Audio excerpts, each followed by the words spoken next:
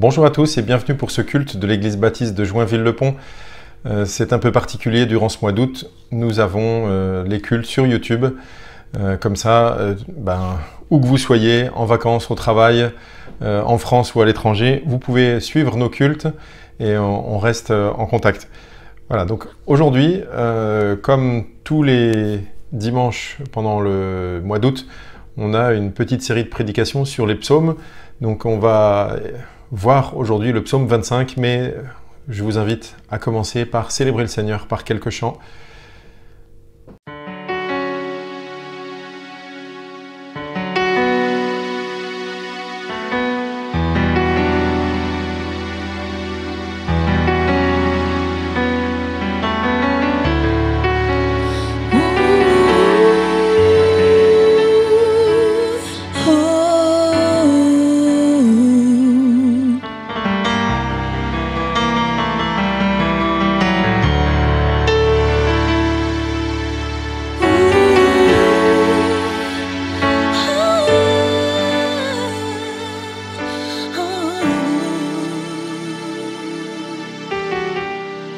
Seigneur, viens me visiter.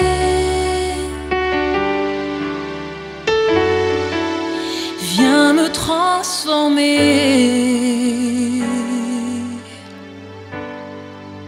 pour émaner ta présence, refléter ta lumière, évoquer ta beauté.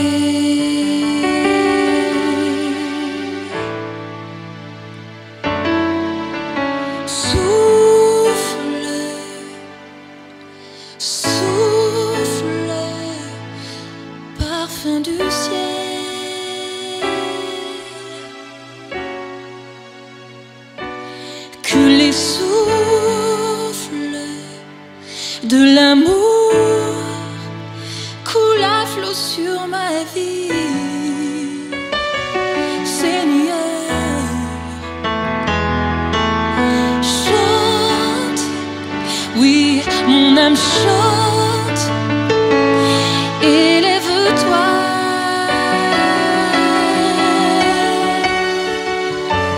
n'attends plus, ne tarde plus, Jésus te reçoit. Jésus te reçoit. Accueillir ton esprit, c'est ma plus grande joie.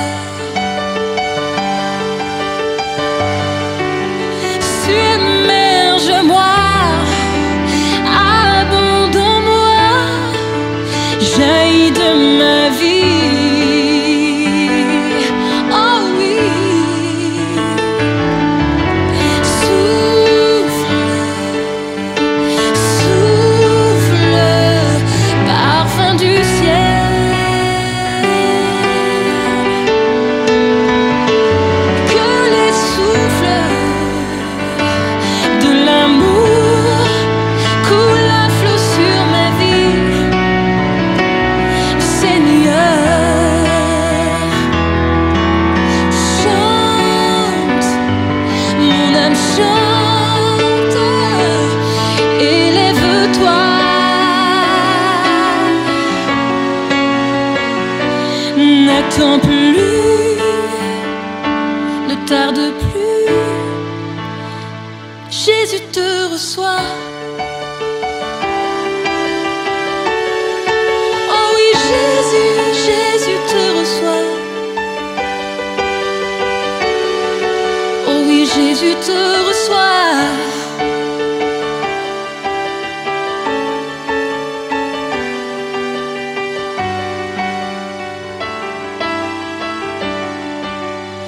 Jésus te reçoit.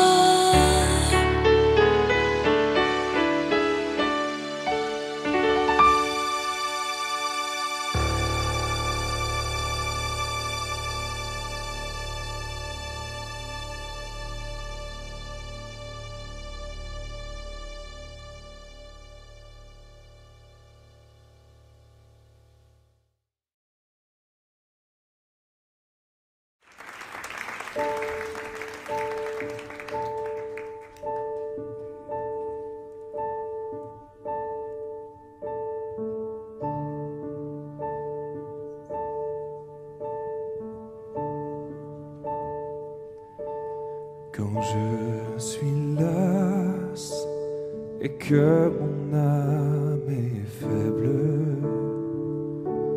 par les soucis, mon cœur est affligé. Je reste là, j'attends dans le silence jusqu'à ce que tu viennes à mes côtés. Tu me relèves, je trouve la lumière. Tu me relèves, je marche sur les mers. Oui, je suis fort, porté sur tes épaules.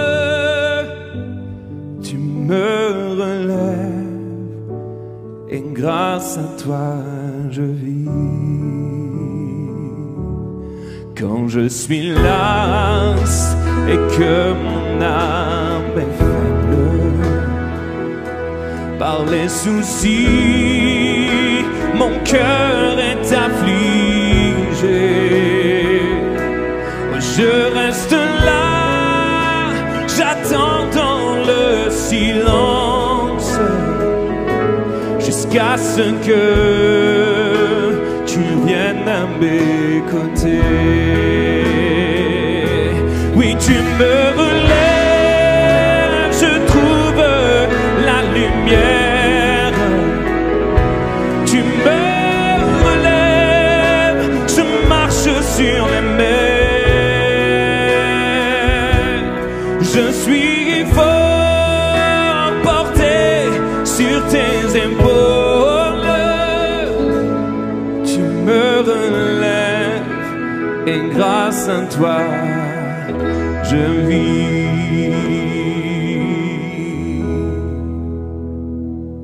Tu me relèves, je trouve la lumière. Tu me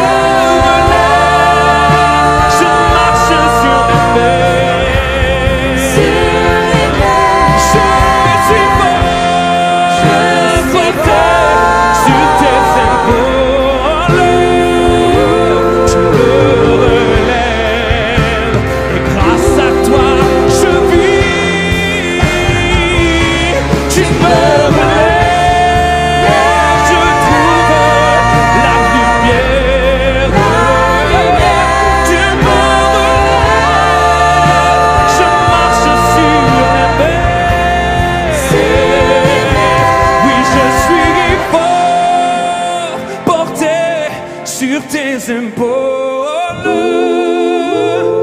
tu me relèves et grâce à toi je vis.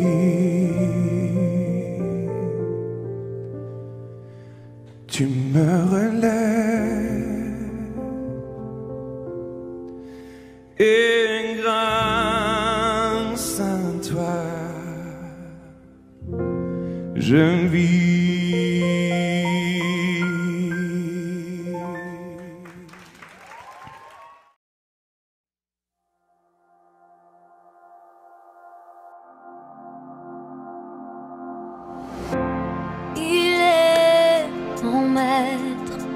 Je ne manquerai de rien. Il me conduit près des eaux paisibles.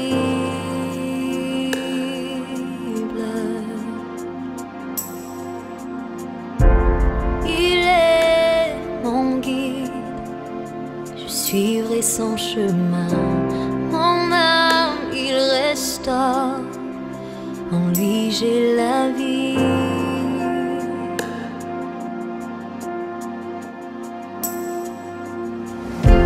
Je ne crains aucun mal, tu es près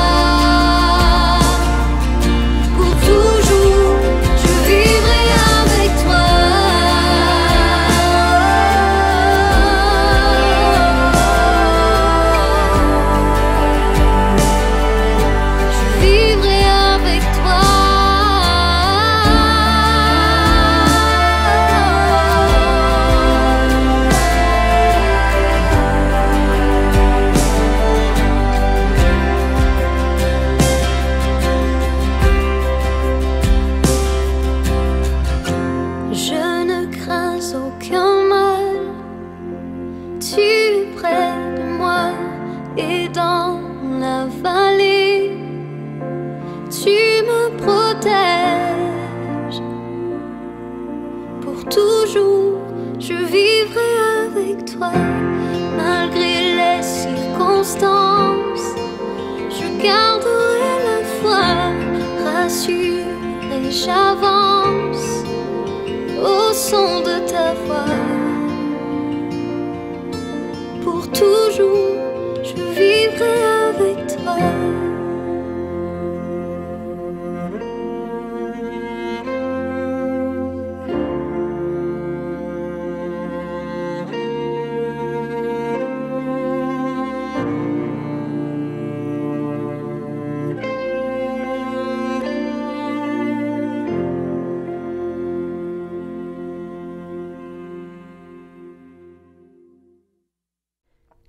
Aujourd'hui donc nous abordons le psaume 25. Nous avons déjà vu le psaume, pour ceux qui n'étaient pas là, vous pouvez regarder sur la chaîne YouTube le psaume 1, le psaume 6, le psaume 14 et nous arrivons aujourd'hui au psaume 25. Ah oui, pour ceux qui auraient imaginé que je ferais le psaume 23, ben non, c'était un des plus connus et j'ai voulu prendre aussi des psaumes un peu moins connus justement. Donc psaume 25 de David. Éternel, je me tourne vers toi, mon Dieu, en toi je me confie. Que je ne sois pas couvert de honte, que mes ennemis ne se réjouissent pas à mon sujet. Aucun de ceux qui espèrent en toi ne sera couvert de honte, mais la honte est pour ceux qui sont infidèles sans raison. Ce psaume commence par « Éternel, je me tourne vers toi, en toi, mon Dieu, je me confie ». Que vous soyez en vacances ou au travail, commencez cette journée par se tourner vers Dieu, se confier en lui, c'est une bonne chose. Vous voyez, le psalmiste, c'est David ici, ne veut pas être sous la honte. Vous voyez, quand il parle de la honte, il ne veut pas être couvert de honte, c'est pas simplement cette honte, ce sentiment intérieur qu'on a parfois quand on a fait quelque chose de mal et que personne n'est au courant, on peut avoir honte, mais là c'est sans doute plutôt un sentiment de honte qui est mis devant tout le monde, une honte visible de tous. Vous savez, comme par exemple quand un homme politique est pris la main dans le sac pour une fraude fiscale ou quelque chose comme ça et qu'il y a les journaux les journaux télévisés, les journaux écrits, la presse, les réseaux sociaux, tout le monde en parle, c'est couvert de honte en fait. Et le roi David, lui, désire ne pas être couvert de honte. Il ne veut pas que justement ses ennemis se réjouissent à son sujet. Ça serait horrible pour lui. Elle dit ensuite, aucun de ceux qui espèrent en toi ne sera couvert de honte. Alors il venait, c'est marrant parce qu'il vient de demander « Éternel, ne me couvre pas de honte, je ne veux pas être couvert de honte en tout cas ». Et après il dit « Aucun de ceux qui espèrent en toi ne sera couvert de honte ». Donc il demande et puis après en fait il affirme. Il dit « Normalement c'est pas possible d'être couvert de honte quand on espère en toi ». Éternel, fais-moi connaître tes voies, enseigne-moi tes sentiers, conduis-moi dans ta vérité et instruis-moi, car tu es le Dieu de mon salut. Je m'attends à toi chaque jour. Quand on voit ça, on voit que David a une haute estime de la volonté de Dieu, de sa parole, de ses commandements.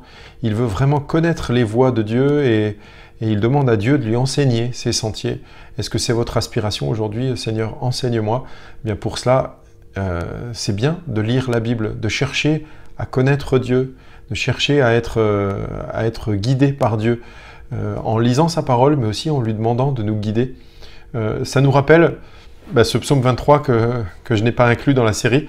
Un verset du psaume 23 dit, en parlant du bon berger, « Il me conduit dans les sentiers de la justice à cause de son nom. » Et c'est cette même idée qu'il y a des sentiers, il y a un chemin, il y a des voies que l'Éternel voudrait qu'on suive. Vous vous rappelez, dans le psaume 1, il y avait la voie juste, et ici il y a plusieurs voies, plusieurs chemins et plusieurs sentiers. Et en fait, ici David veut connaître les sentiers de Dieu, il veut que Dieu le guide, ça doit être notre aspiration aussi. Mais David sait qui il est, et il est loin d'être parfait, il est loin d'être sans péché. Vous voyez la suite au verset 6. « Éternel, souviens-toi de ta compassion et de ta bonté, car elles sont éternelles. Ne te souviens pas des fautes de ma jeunesse, de mes péchés. Souviens-toi de moi en fonction de ton amour, à cause de ta bonté éternelle. »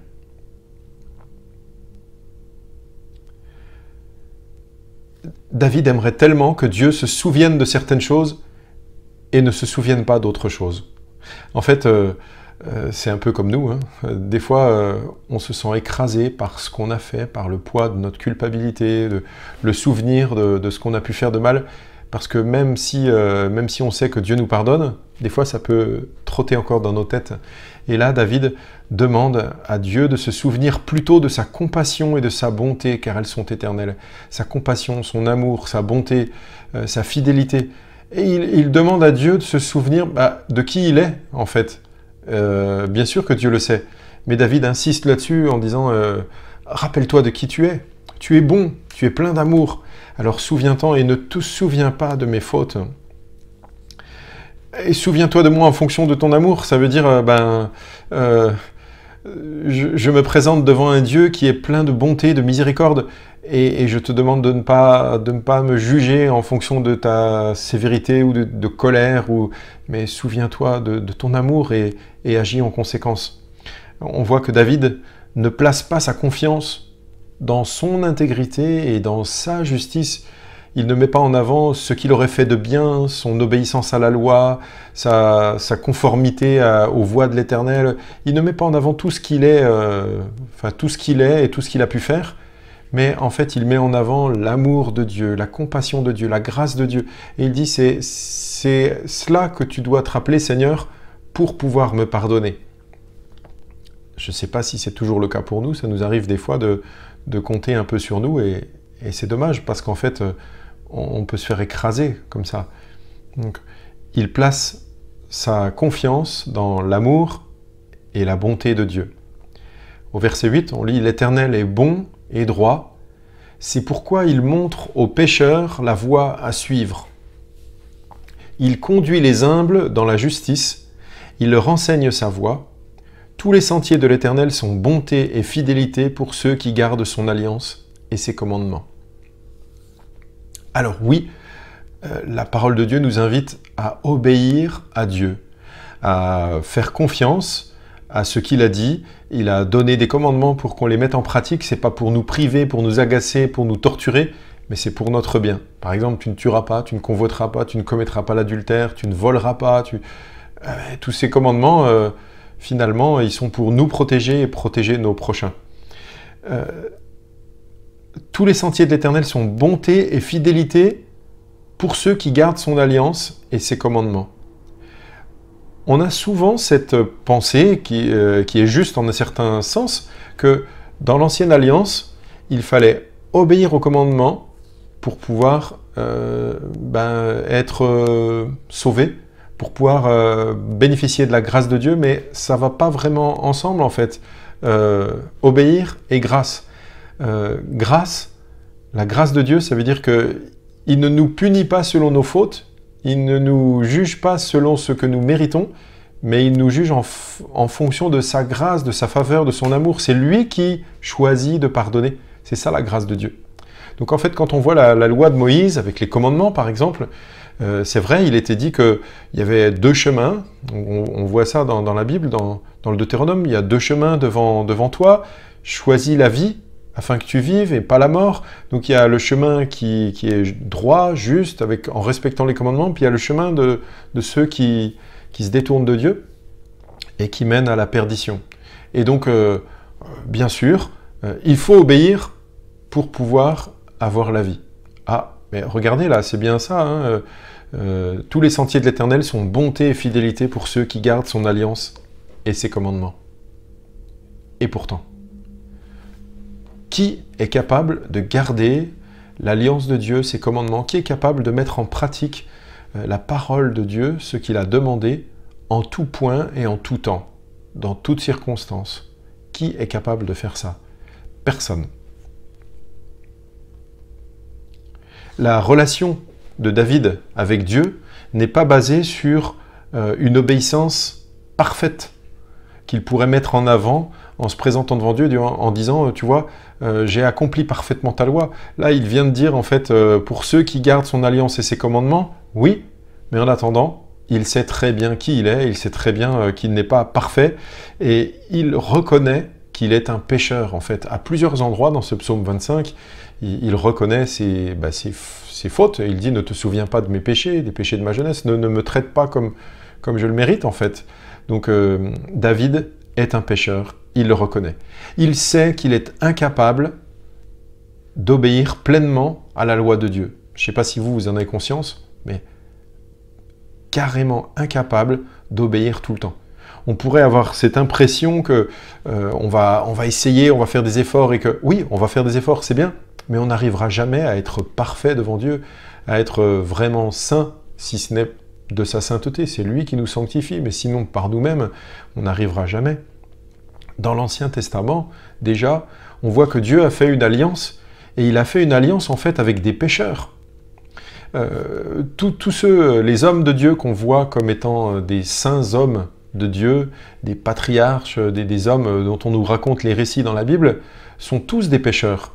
On nous parle d'Abraham, dans la Bible, d'Abraham, de Jacob, on nous parle de David, de Samson, mais ces hommes qui étaient réputés avoir une grande foi, qui ont marché avec Dieu, eh bien tous, à un moment ou un autre de leur vie, et même à plusieurs reprises, ont fait des choses qui n'étaient pas souhaitables, et même des choses qui étaient interdites par Dieu, et des choses qui étaient mauvaises, méchantes, des tromperies, vous vous rappelez, au mois de juin, la série de prédications sur le roi David, qui écrit ce psaume 25 d'ailleurs.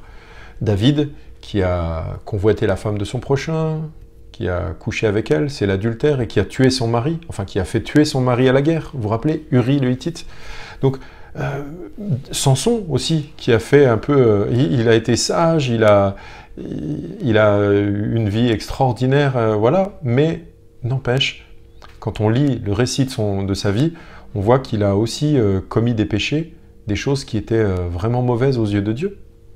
En fait, la Torah, la loi, on dit la loi de l'Éternel, la Torah, est un guide pour montrer comment plaire à Dieu, comment obéir à Dieu. C'est un guide, mais ça n'est pas un guide pour nous sanctionner seulement, c'est aussi un guide pour conduire les pécheurs vers l'alliance de grâce que Dieu a prévue.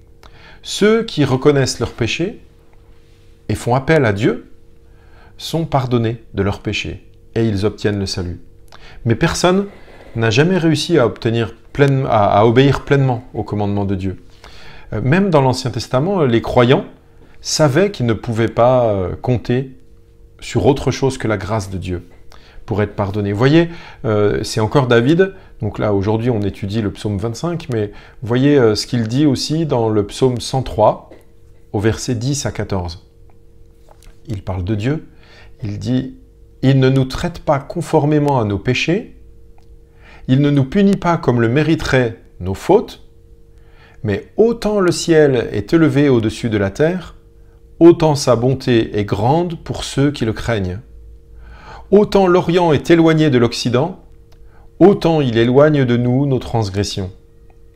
Comme un père a compassion de ses enfants, l'Éternel a compassion de ceux qui le craignent, car il sait de quoi nous sommes faits, il se souvient que nous sommes poussière. » Vous voyez, dans ce passage, David dit encore une fois que Dieu ne nous traite pas selon nos péchés. Et il parle de la compassion de Dieu, du fait que autant l'Orient est éloigné de l'Occident, autant il éloigne de nous nos transgressions. Ça veut dire que c'est Dieu qui choisit lui-même de nous laver de nos péchés, de nous purifier. Mais alors, à quel titre? Comment? Pourquoi? Pourquoi il fait cela? Le psaume 25 nous décrit un Dieu qui aime les pécheurs et qui va les pardonner à cause de son nom. À plusieurs reprises, on trouve ça chez David, c'est à cause de son nom. On avait déjà vu ça dans le psaume 23, à cause de ton nom. Parce qu'il est un Dieu de grâce, il pardonne nos fautes. Encore faut-il être humble et reconnaître nos fautes. Je ne sais pas si vous le saviez, le mot humble vient d'un mot latin qui était le humus. Vous connaissez le humus, c'est ce qui pourrit sur la terre, par exemple dans les bois, la terre, les feuilles qui pourrit là, c'est ras du sol. Humus, ça a donné humilis, Et humilis, c'est en latin, et c'est l'humilité, ce qui est bas, ce qui est au ras du sol. En fait, quelqu'un qui est humble, c'est quelqu'un qui se voit comme, qui ne se voit pas comme trop haut, mais qui se reconnaît bas, qui se reconnaît en besoin, en difficulté. Eh bien, c'est l'attitude humble est en opposition avec l'attitude orgueilleuse de celui qui ne se reconnaît pas bas devant Dieu, qui ne se reconnaît pas en besoin auprès de Dieu. Et on voit cette différence d'attitude à un moment, par exemple, dans le ministère de Jésus, quand il est en train de manger chez des pécheurs, et que là, il y a des pharisiens qui disent « Mais vous vous rendez compte, il est en train de manger chez des pécheurs, ou il est en compagnie toujours des pécheurs, c'est un scandale. » Et en fait, voici ce que Jésus dit pour critiquer l'attitude des pharisiens. On trouve ça dans plusieurs évangiles, mais là, j'ai pris dans Matthieu, chapitre 9, versets 12 et 13. « Ce ne sont pas les bien portants qui ont besoin de médecins, mais les malades. Allez apprendre ce que signifie « Je désire la bonté et non les sacrifices ». En effet, je ne suis pas venu appeler des justes, mais des pécheurs à changer d'attitude, c'est-à-dire à se repentir. Alors on voit bien, ici, il y a deux attitudes différentes. Certains sont assez humbles pour reconnaître leurs besoins et leurs péchés, et ils croient en la grâce de Dieu. Et ceux-là, ce sont les prostituées, les publicains, les gens de mauvaise vie autour de Jésus. Ils étaient humbles et ils venaient vers Jésus pour être pardonnés, pour profiter de la grâce de Dieu, pour demander pardon. Et puis, il y a d'autres autour de Jésus qui croient en leur capacité à accomplir la loi de Dieu.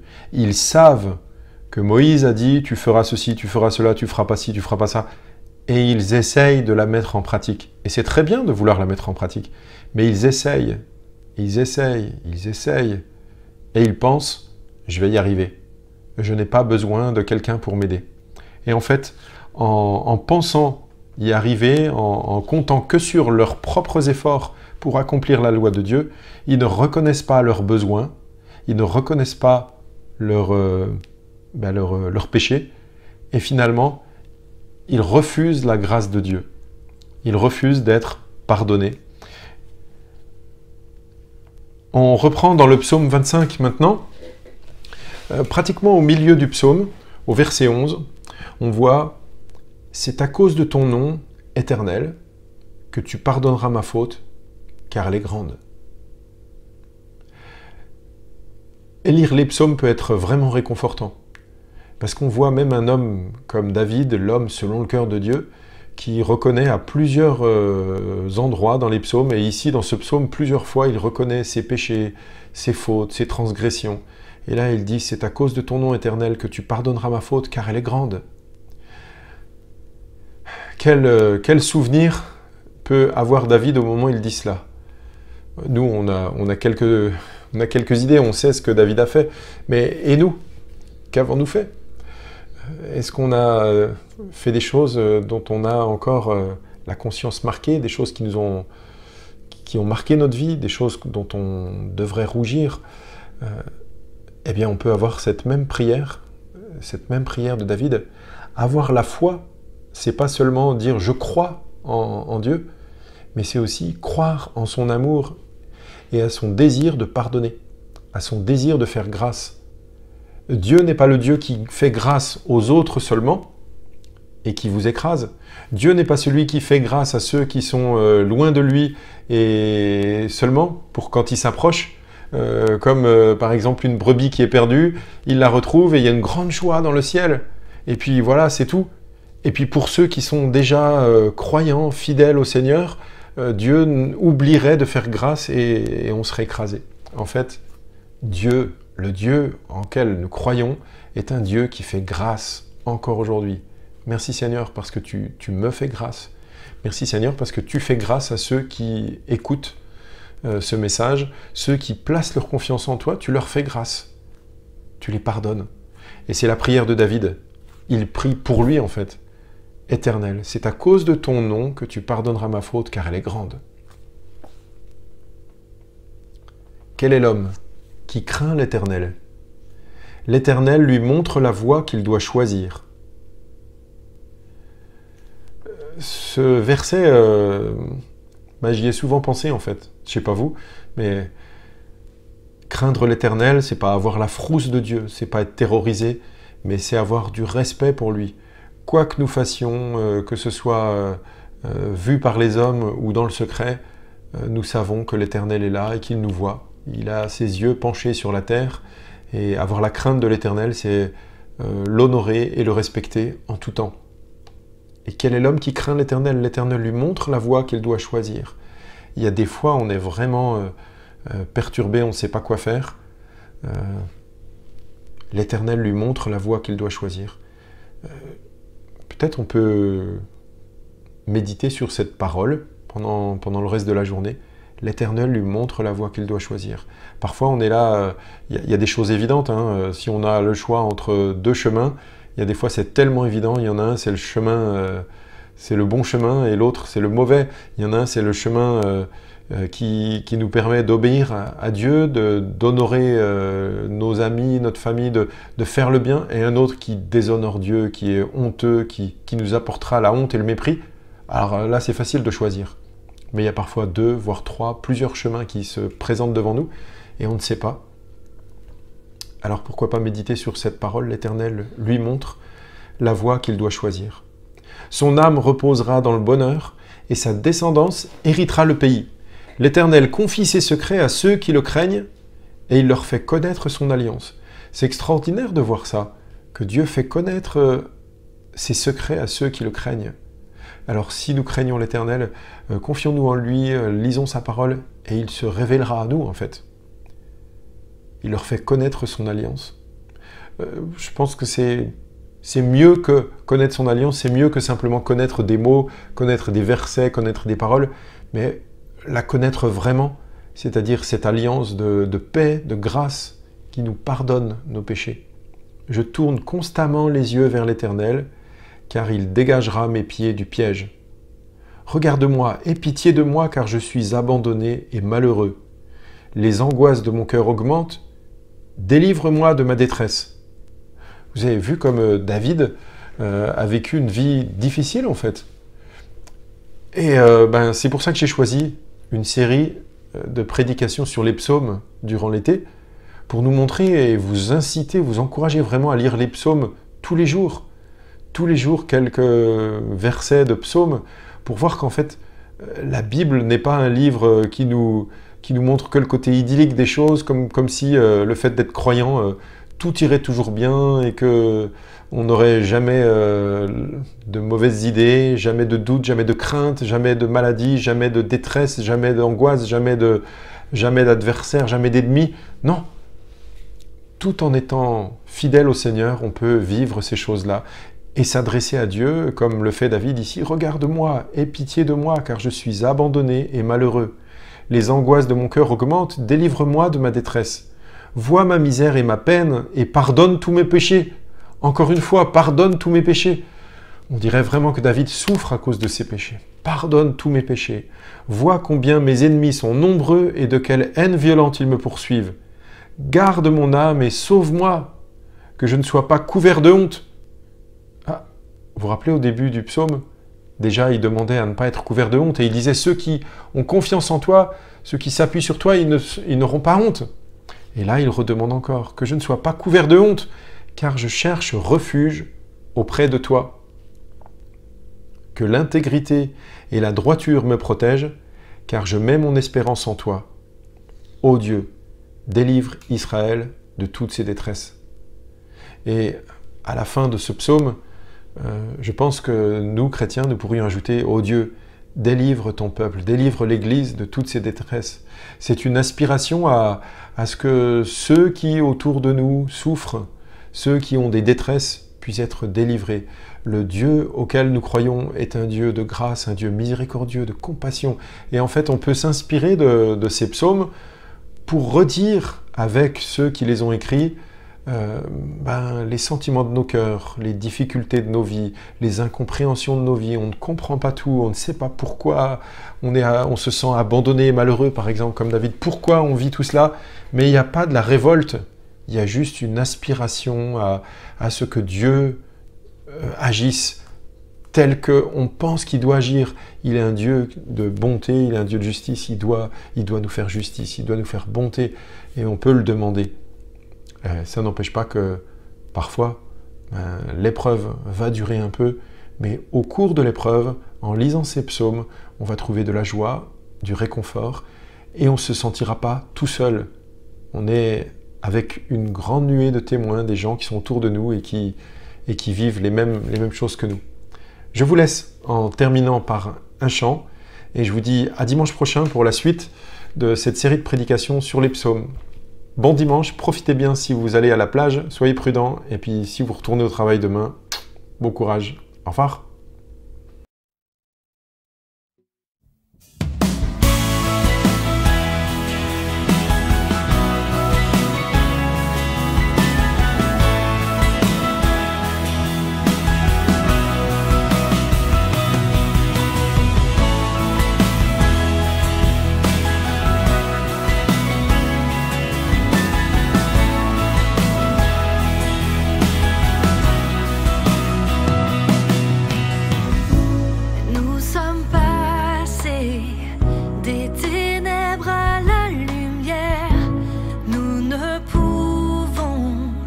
Rester cachés et nous taire, comme la lune reflète l'éclat du soleil.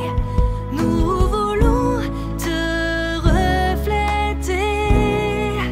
Tu nous as demandé d'aller dans toutes les nations proclamer ton salut et ta liberté. Rien ne peut nous arrêter. Ensemble nous ferons briller ta lumière, comme les étoiles transpercent la nuit. Chacun de nous est le sel de la terre, donnant la saveur de l'infini. Ensemble nous ferons briller ta lumière, comme les étoiles transpercent la nuit. Chacun de nous est le sel de la terre, donnant la saveur de l'infini.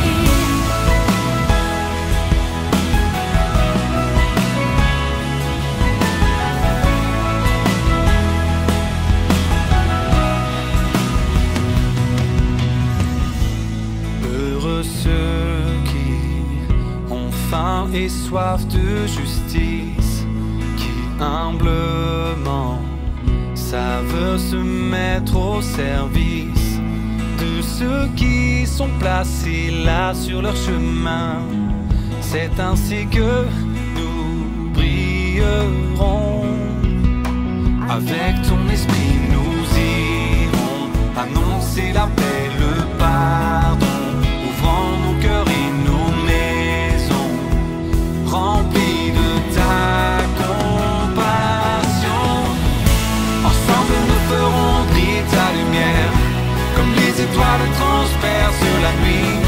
Chacun de nous est le sel de la terre, donnant la saveur de l'infini. Ensemble nous ferons briller ta lumière, comme les étoiles transpercent la nuit.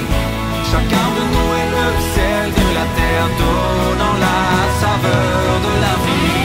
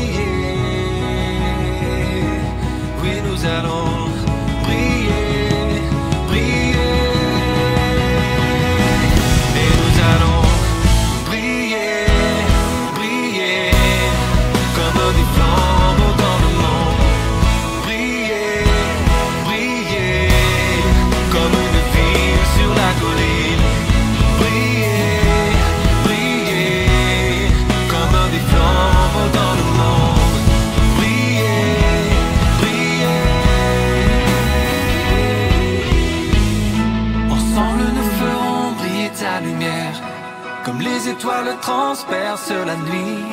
Chacun de nous est le sel de la terre, d'eau dans la saveur de l'infini. Ensemble nous ferons briller ta lumière, comme les étoiles transpercent